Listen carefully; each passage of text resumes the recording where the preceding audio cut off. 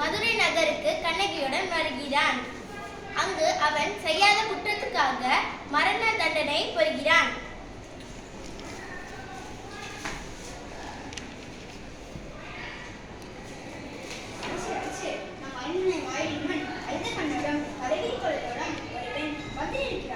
அப்படியா? அந்த பெண்ணிற்கு என்ன துயரமோ தெரியவில்லையே. கேட்டாயா? கேட்டேன் மன்னவா. அதை பற்றி உங்களிடம் தான் கூற வேண்டும் சொல்கிறார். அவள் உங்களிடம் நீதி கேட்டு வந்திருப்பதாக தெரிகிறது. சரி, அந்த பெண்ணை உள்ளே அனுப்பு. ஆன்றோர்களும் சான்றோர்களும் நிறைந்திருக்கும் அவையிலே நடுநாயகமாய் மன்னர் வீட்டிற்க அரசவைக்கு நுழைகிறார் கண்ணகி. இளமை போன்ற பெண்ணே, நீ யார்? அழுத கண்களுடன் எம்மை பார்க்க வந்ததன் காரணம் என்ன? உனக்கு என்ன வேண்டும்? என்னையா யார் என்று கேட்கிறாய்? சொல்கிறேன் கே. உலகம் வியக்கும் மன்னம் ஒரு புறாவுக்காக தனது உடலையே தந்த சிபி மன்னரை பற்றி நீ அறிவாயா? பசுவின் தஞ்சை தேத்தாளால் ஏற்றி கொன்று தன் மகனை அதே தேத்தாளால் ஈட்டிக் கொன்றானே மன் நீதி சோழன், அவனை பற்றி நீ அறிவாயா? பெண்ணே, நான் கேட்ட வினாவுக்கு இன்னும் நீ விடை கூறவில்லை. அதை விட்டுவிட்டு எதையோ கூறிக்கொண்டிருக்கிறாயே. இழப்பின் அருமை தெரியாத மன்னனே, என் நிலை அறியாமல் தானே நீ இப்படி பேசுகிறாய்? நான் இதுவரை கூறிய புகழ் மிக்க சோழ மன்னர்கள் வாழ்ந்த புகார் நகர வேண்டும் ஊர். அவ்வூரை பல இலாசத்தை கொண்ட மாசாந்துவான் என்பவனின் மகனாகிய கோவலன் என்பானின் மனைவி நான். என் பெயர் கண்ணகி. ஓ, இப்போது புரிகிறது.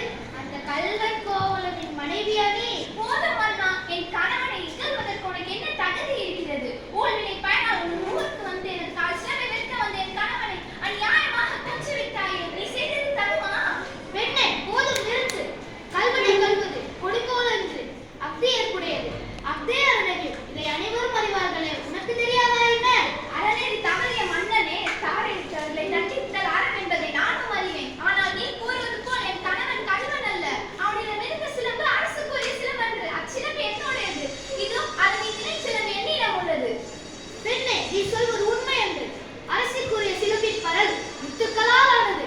ஆன்றோர் நிறைந்த இந்த அவைதனிலே அனைவருக்கும் உண்மையை உணர்த்துகிறேன். யார் அங்கே கல்வனிடமிருந்து கைப்பற்றிய சிலம்பை இங்கு கொண்டு வா. சிலம்பை பெற்ற மன்னர் அதை கண்ணகியிடம் கொடுக்கிறார். நீதி தவறான போற்றப்படும் மன்னனே, ஒரு தவறும் செய்யாத என் கணவனை கொன்றது உனது அறநெறிக்கு இழுக்கேன். இதோ மெய்விக்கிறேன், இங்கே பார். தவறிழைத்து விட்டேனே. பிறர் சொல் கேட்டு பெரும் பிழை செய்தேனே. யானோ அரசர், யானே கல்வன். இதுவரை என் குலத்தில் எவருமே செய்யாத பழி சொல்லுக்கு ஆளாகி விட்டேனே. இனிமேலும் நான் உயிரோடு இருந்தால் தகுமா? இனி எனக்கு வெண்கொற்ற குறை எதற்கு? நீ செங்கோல்தான் எதற்கு? எனது வாழ்நாள் இன்றோடு முடிவதாக. பாண்டிய மன்னர் தாம் வழங்கிய தவறான தீர்ப்பால் உண்டான பழிச்சொல்லுக்கு அஞ்சி அரியணையில் இருந்து தரை மீது விழுந்து இறந்து படுகிறார்.